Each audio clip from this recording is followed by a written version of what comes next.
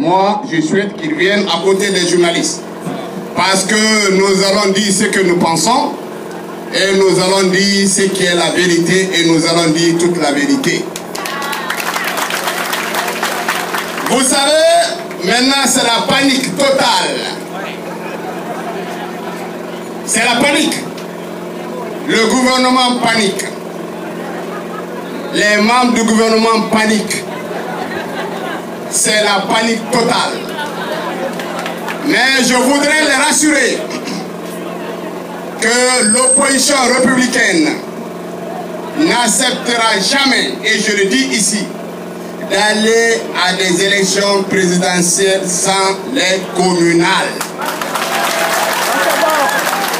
C'est mieux maintenant qu'on te met sur la table, puisque la CENI, elle est prête.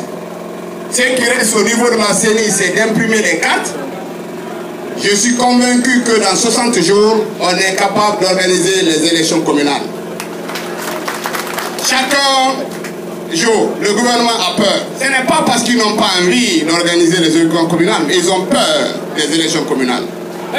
Vous savez, aujourd'hui, avec la misère, la précarité, le fait que le gouvernement n'a pas pu tenir ses engagements, ce qu'on n'a pas pu régler en 4 ans, on ne peut pas le régler en 7 mois. Donc, M. Alpha Condé sait que l'élection communale, c'est un test. S'il échoue, il a déjà échoué avec les élections législatives. S'il échoue avec les élections communales et communautaires, ce n'est même plus la peine qu'il se présente. Le peuple saura que même s'il est candidat, la probabilité pour qu'il soit au second tour est nulle. Croyez-moi que les sondages effectués ont prouvé aujourd'hui, avec la gouvernance de M. Alpha Condé, que si on organise les élections, M. Alpha Condé n'a pas 10% de la population. Ça c'est clair. Ça veut dire que ça va se jouer ou l'UFDG gagne au premier tour, ou l'UFDG se retrouve au second tour avec un autre candidat de l'opposition, mais ce ne serait pas M. Alpha Condé si on organise les élections normalement dans ce pays. Mais il le sait, nous le savons aussi. Alors, nous sommes devenus la risée du monde entier. Les accords du 3 juillet ont été discutés devant la communauté internationale. Discutés, acceptés. On a non seulement parlé des élections communales, mais aussi et surtout des élections législatives, mais surtout les élections communales et communautaires. Tout était clair, on s'est mis d'accord, on a dit que ce n'était pas la peine sur une seule feuille de mettre élections législatives et communales. Et nous avons eu l'annexe du 8 juillet, signée par les deux facilitateurs choisis par l'opposition et la mouvance, avec le représentant des Nations Unies, le représentant de Ban Ki-moon. Maintenant, le gouvernement ne se gêne pas devant les ambassadeurs de France, des États-Unis, de la communauté internationale, devant la représentante de la CEDEAO, devant ce monde entier.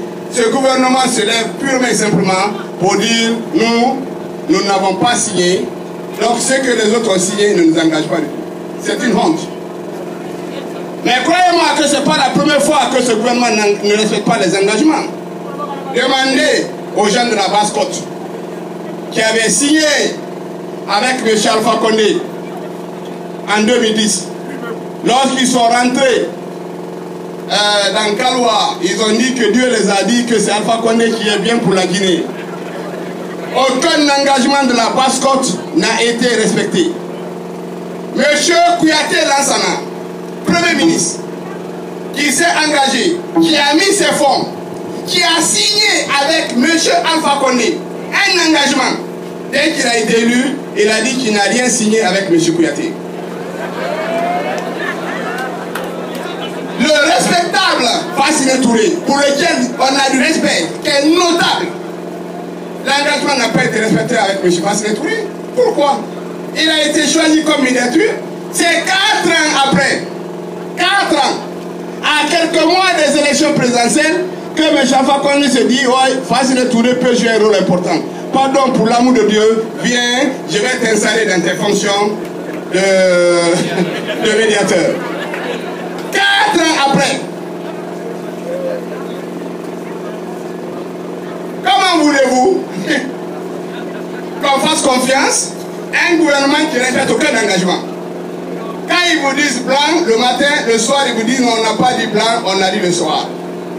Maintenant, il y a des catégories de personnes pour communiquer sur ça. Le premier qui a essayé s'appelle M. Damantan. Mais Damantan est un monsieur respectable qui ne sait pas mentir beaucoup. Il ne sait pas. C'est-à-dire que dès qu'on lui a dit de mentir, comme on ne l'a pas bien préparé, il est allé à côté. On a dit, bon, Damantan, toi tu n'as qu'à quitter, on va envoyer quelqu'un d'autre.